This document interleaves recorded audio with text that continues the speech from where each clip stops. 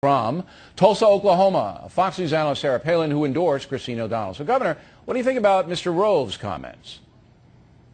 Well, it wouldn't be prudent of me either to get into a tussle with Karl Rove, as you say, but what the heck? Let's go ahead and do it.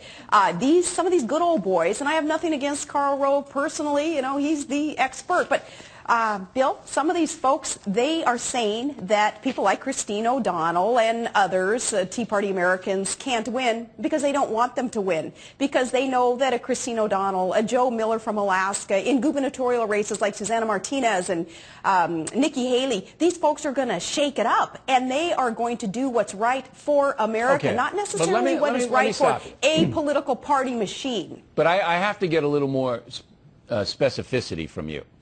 Karl Rove's a very conservative guy. I mean, across the board, he is a conservative Republican, and he has engineered a lot of victories for the GOP. It doesn't seem to me that his value system is all that much different than Christine O'Donnell's value system, or yours, for example. I think you and Karl Rove and Ms. O'Donnell pretty much in the same sphere.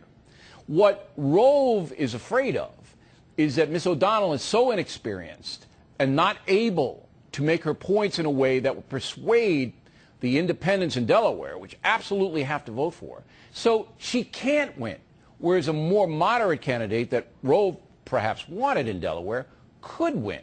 Don't you see any validity in that?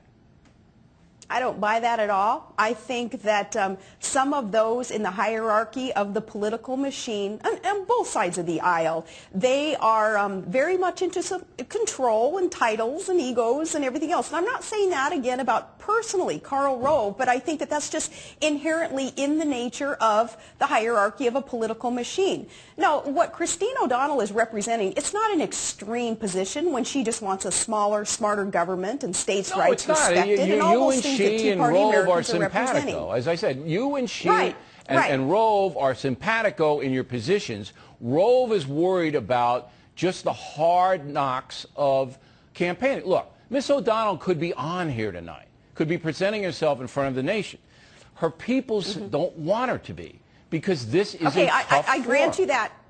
No, I grant you that. She's going to have to learn very quickly to dismiss what some of her handlers want. Remember what happened to me in the VP?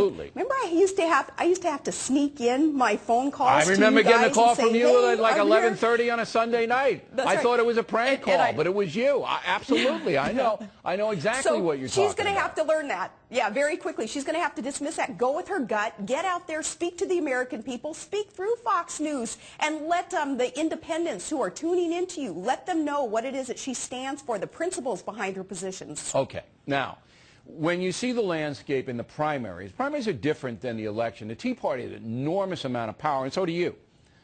You guys are able in New Hampshire. Your guy won too. I can't even say his name. What's his name up there?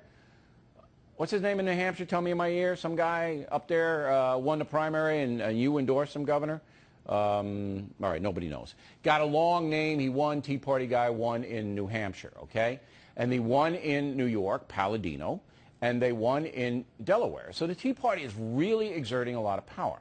But you know, Governor, come the general election, the Tea Party's not going to have that much power. It will have a say, but it won't have as much as it has in a primary. So how much difference is that going to make?